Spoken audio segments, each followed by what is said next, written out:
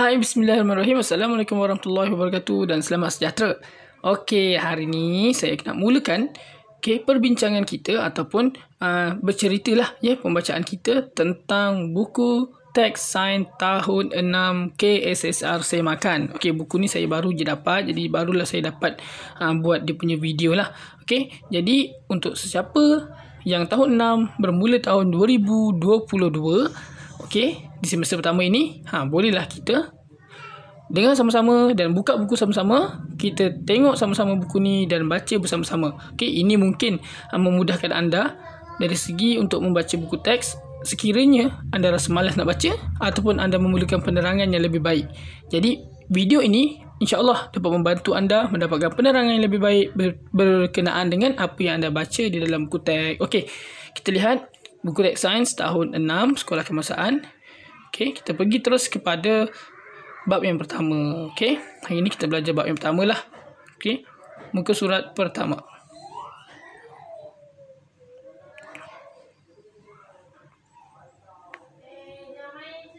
Sekejap ambil masa sikit sebab dia baru. Okey, jom kita lihat. Di muka surat pertama berkenaan dengan unit 1 kemahiran saintifik. Apa yang cuba dikongsikan dekat sini? Okey, kalau kita lihat dekat sini adalah berkenaan dengan Alia ingin membuat cabaran model bangunan Kalis Taufan. Dia buat cabaran model bangunan tu Kalis Taufan. Taufan tahu apa dia? Taufan tu yang angin kuat tu. Kan? Jadi dia mengaplikasikan tu maksudnya dia menggunakan ilmu yang dia ada lah. Okey, kemahiran proses sains tu maksudnya dia mengaplikasikan, digunakan ilmu kemahiran proses sains yang dia dah ada untuk dia bina model bangunan yang paling stabil. Ini berdasarkan pengetahuan dia sebelum ni lah. Okey, ada model A, model B dan model C. Jadi ada 3 model. Yang warna hijau tinggi, yang warna merah rendah sikit dan warna biru dia paling rendah. Okey. Jadi ketiga-tiga model ini dibina dengan ketinggian yang berbeza. Kemudian dia letakkan kipas kat belakang tu. Dan dibuka kipas tu sekuatnya lah. Jadi dia kata perhatikan model di atas, ramalkan model manakah yang tidak mudah tumbang apabila ditiup angin. Awak rasa yang mana agaknya yang tak tumbang bila ditiup angin?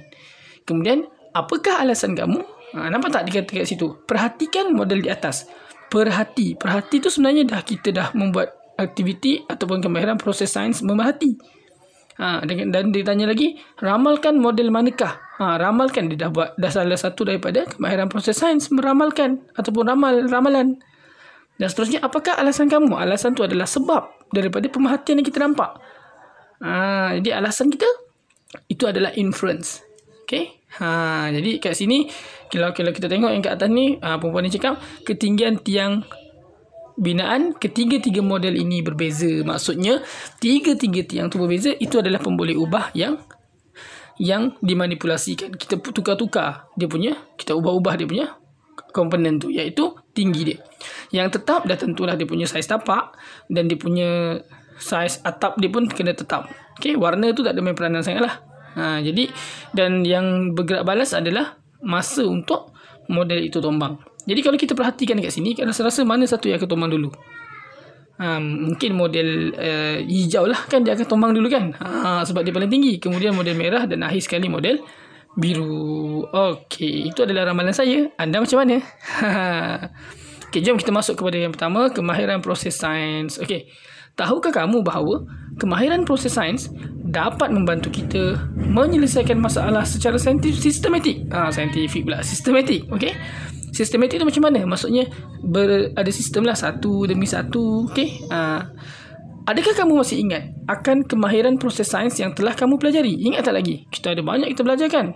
Ada 12 semuanya. Okey, mari kita ikuti kisah Raju dan rakan-rakannya yang mengaplikasikan kemahiran proses sains yang dipelajari oleh mereka. Okey, jom kita tengok komik ni. Raju, saya juga mempunyai sebuah kereta belon seperti itu.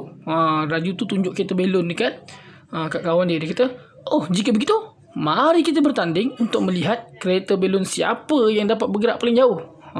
Tiba-tiba ada seorang lagi datang, Alia. Saya juga hendak turut serta Raju. Bolehkah kamu ajar saya cara untuk membina kereta belon? Rupanya Alia ni dia belum buat lagi. Dia tengok si Raju ni buat, dia pun nak buat jugalah, nak bertanding juga. Dia kata, boleh Alia, tak ada hal lah. Kan? So, Raju pun ceritakan macam mana nak buat. Jadi, bukan saja Alia dapat belajar, kita pun boleh belajar bersama-sama ya. Alat dan bahan yang diperlukan ialah gunting, pita pelekat, pembaris, botol plastik, 4 keping penutup botol plastik, 1 batang penyedut minuman boleh lentur, boleh lentur 2 batang penyedut minuman tidak boleh lentur. Apa guna dia tu? Apa fungsi dia tu kan? Nanti kita tengok. 2 batang lidi sate dan 1 belon. Macam mana nak buat dia? Right. Langkah-langkah untuk membina kereta belon adalah seperti yang berikut. Okey, yang pertama, ukur dan gunting 2 batang penyedut minuman tidak boleh lentur sepanjang 11 cm. Kita ambil ukuran 11 cm, kita potong lah. Yang kedua, letakkan penyedut minuman tersebut pada botol plastik dengan menggunakan pita pelekat. Maksudnya, botol minuman yang tidak boleh lentur ni tadi dia keras tau. Dia keras, jadi kita nak letak dekat bawah botol. So, kita dengan cara ini, dia akan menyebabkan kita tak perlu nak lubangkan botol tu. Sebenarnya kereta mainan belon ni, saya pernah buat dulu. Kami sampai lubangkan belon tu. Lubangkan botol tu sebab nak bagi tayar dia punya apa tu, ganda kan. Kita nak buat roda dan ganda. Jadi dia punya tayar tu nanti kita nak boluskan dekat botol tu sangat susah. Okay, nak kena pakai skru ataupun nak kena pakai paku dan sebagainya nak bagi bobos. Kan? Jadi nak senang, mungkin telah dikaji dan akhirnya keluar dalam buku teks ni dia suruh pakai straw saja. Lagi mudah. Nak pusing pun senang nanti. Dia punya roda dan ganda tu. Okey, yang ketiga, berhati-hati ketika menggunakan gunting. Ukur dan gunting 2 batang lidi sate sepanjang 15 cm. Nampak? Bayangkan lidi sate tu kalau kita cocok terus dekat dalam botol tu, dia akan menyebabkan geseran antara lidi dengan botol. Dia jadi susah nanti nak pusing. Sebab lidi sate ni kita gunakan untuk buat dia punya ganda kan. Jadi dengan adanya straw yang keras tu, maka bolehlah kita memastikan roda dan ganda tu boleh berpusing. Okay. Jadi ini sebenarnya bila kita buat aktiviti ini merangkumi 1.1, 1.2, 1.1.1 sampai 1.1.12. Maksudnya ke-12 kemahiran proses sains telah pun diamalkan sepanjang kita buat aktiviti ini. Jadi kalau cikgu awak kat sekolah mungkin dia nak ajar secara mudah, ialah kan dah belajar kemahiran proses sains awal kan, daripada darjah 3 kan. Jadi dengan cara membuat eksperimen ini, anda dah mengamalkan ke semua kemahiran proses sains. Jadi ia akan jadi lebih mudah dalam pembelajaran kita. Okay? Dalam cikgu nak lihat awak pun, tengok daripada awak buat eksperimen ni, dia dapat nilai awak sama ada awak punya kemahiran tu dah dapat atau tidak. Okey, kemudian kita sambung lagi Yang keempat, tebuk lubang dan cocokkan lidi sate pada bahagian tengah ke-4 keping penutup botol. Macam itulah Kemudian masukkan lidi sate ke dalam kedua-dua batang penyedut minuman tidak boleh lentur untuk dijadikan ganda. Nampak? Kan saya kata tadi. Kemudian masukkan penyedut minuman boleh lentur. Yang boleh lentur tu nak buat apa? Kenapa ada satu je? Sebab yang boleh lentur ni kita masukkan ke dalam belon dan lekatkan belon dengan menggunakan pita pelekat. Yang ketujuh, tebuk bahagian atas botol plastik. Kemudian jadi masa setiap kali tebuk tu kita akan ada warna merah tu. Sebab apa? Untuk kita pastikan dia berhati-hati. Okey? Okey, seterusnya langkah yang ke-8 adalah kita masukkan penyedut minuman tadi yang boleh lentur tu melalui lubang yang telah ditebuk dan halakan hujung penyedut minuman pada bahagian luar botol. Kalau saya buat kat sekolah ni saya tak tebuk lah. Saya biasa seletip di atas dia tu. Tapi kalau kenapa yang ini kita tebuk? Kenapa yang bawah tu kita tak tebuk? Sebab yang ini kita kalau boleh tak nak kita tak nak belon tu punya salur tu, iaitu straw yang boleh bengkok tu, kita tak naklah belon tu dia bergerak salur dia. Kalau boleh kita nak melekat dekat botol tu kan. Jadi sebab tu mungkin dia tebuk lah kalau dalam gambar rajah ni.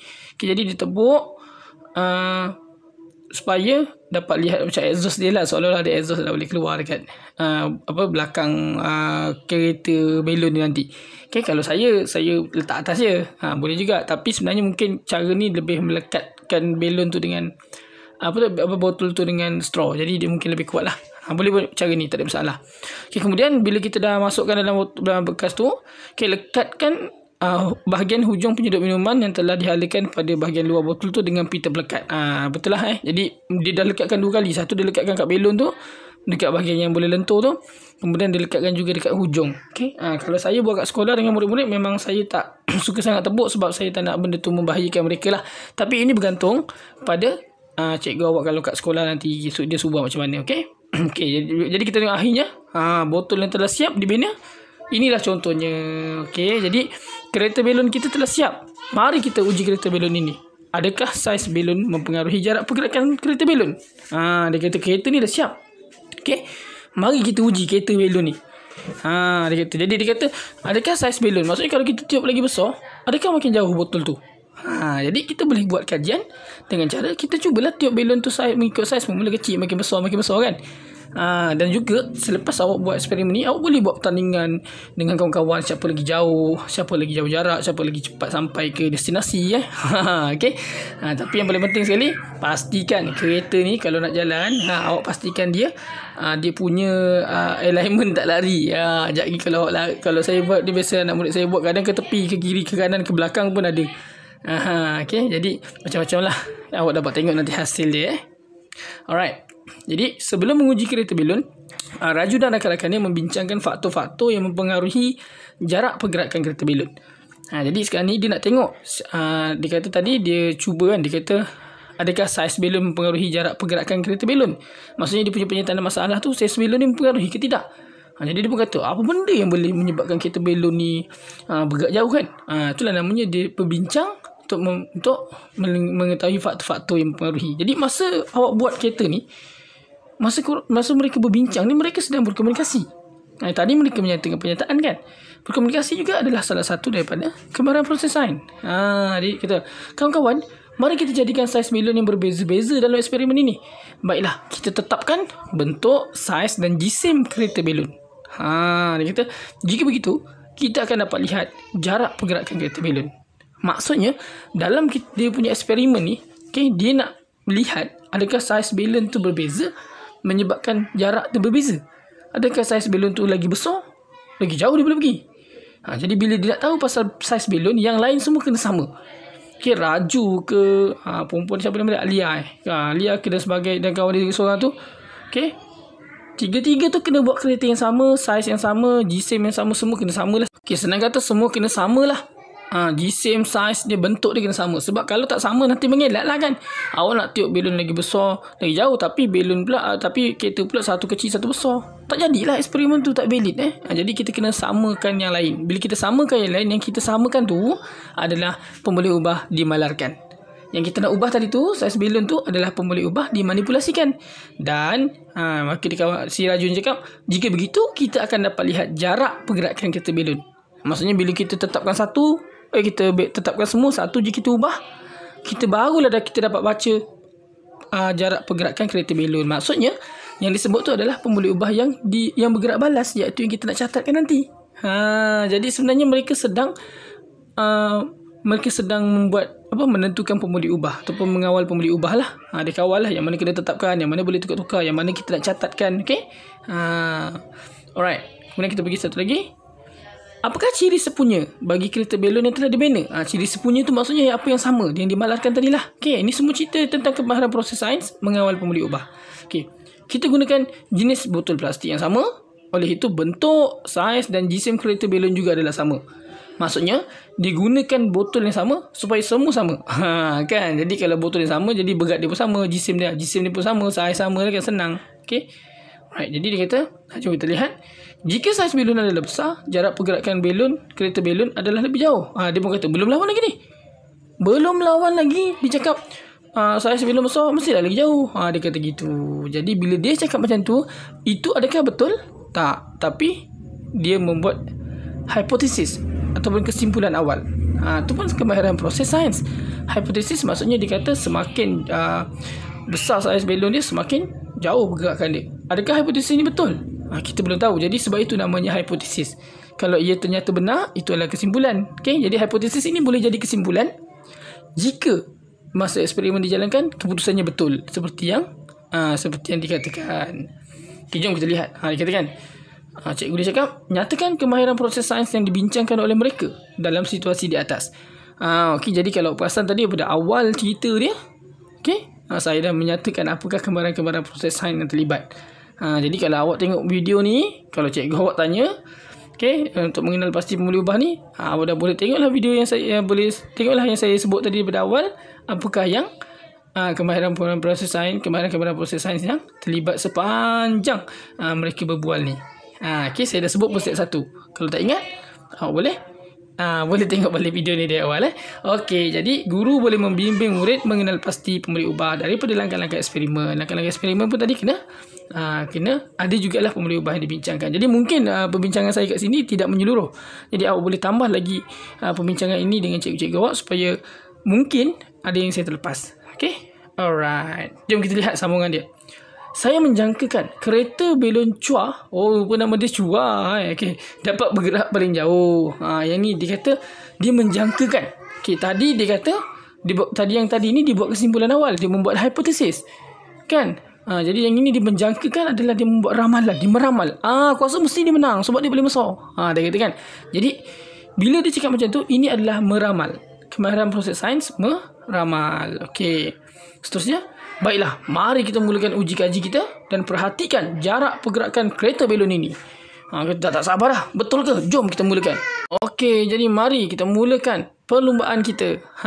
Jadi si Chua ni dia punya belon paling besar. Kemudian si Ravi belon dia sederhana besar dan si Alia belon dia paling kecil. Jadi mari kita mulakan uji kaji kita. Okey, jadi dia nak tengok apa? Kita tengok dekat situ ada pembaris.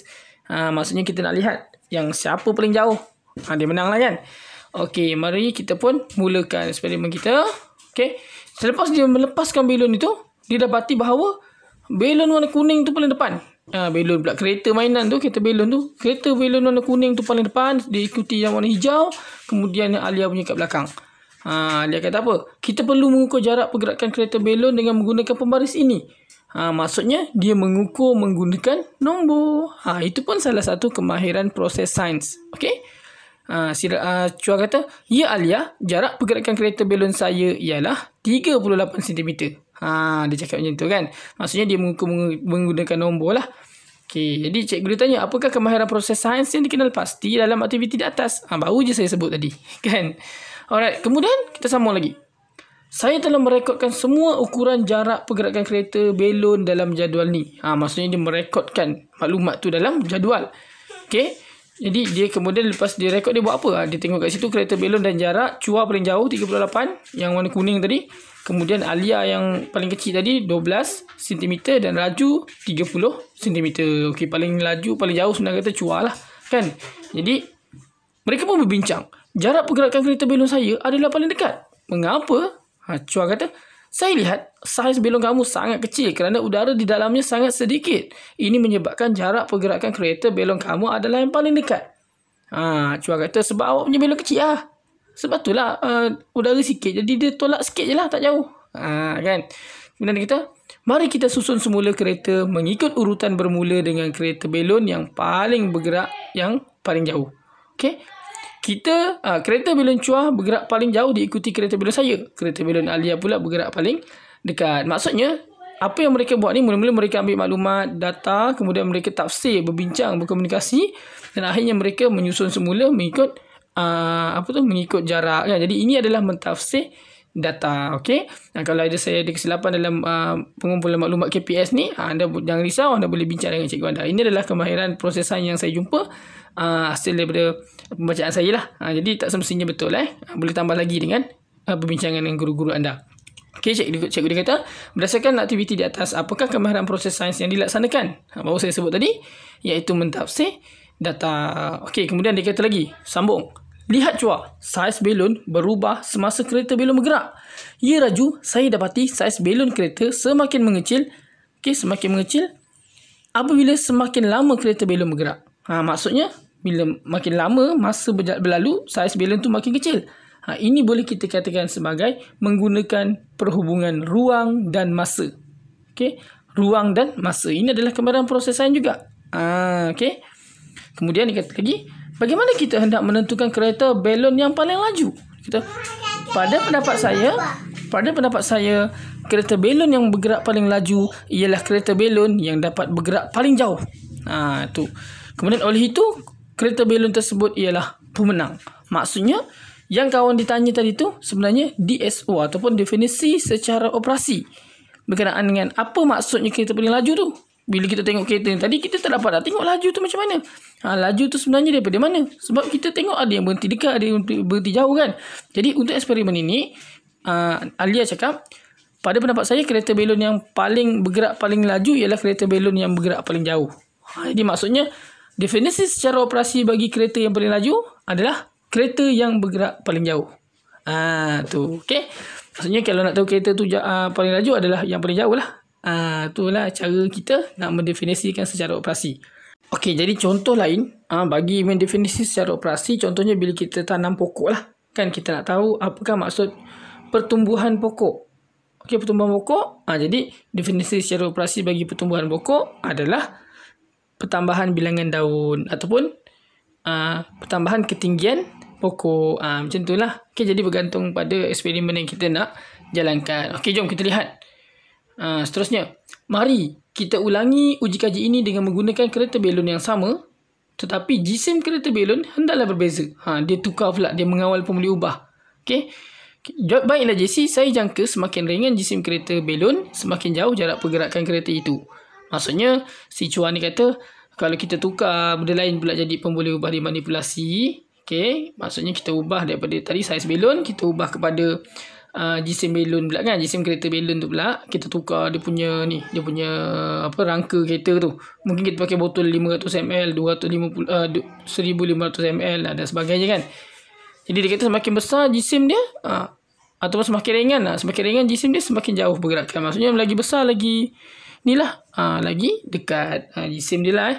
Okey, jadi itu adalah hipotesis yang dibuat berdasarkan daripada pemboleh ubah yang dikawal tadi. Dia ubah sesuai Okey. Jadi cikgu dia kata, apakah kemahiran proses sains yang dibincangkan oleh keempat-empat orang sahabat ni? Okey. Yang tadi itulah yang saya cakap tadi. Yang atas ni saya dah cakap tadi. Perubahan apa tadi? Menggunakan perhubungan ruang dan masa. Yang ini DSO, definisi secara operasi. Yang ini adalah mungkin mereka mengawal pemboleh ubah. Okey, pada pendapat saya lah. Kalau awak ada pendapat lain, boleh nyatakan di bawah ataupun boleh bincang dengan cikgu awak di sekolah. Okey. Jadi saya rasa sampai situ saja untuk hari ini. InsyaAllah pada video akan datang kita akan sambung dengan kita menerangkan pula tentang eksperimen jisim mempengaruhi jarak pergerakan kereta belon pada muka surat 8. Okey, itu saja untuk hari ini. Kita jumpa lagi pada video seterusnya. Teruskan subscribe dan nantikan video terbaru daripada saya. Okey, Assalamualaikum dan selamat sejahtera. Jumpa lagi.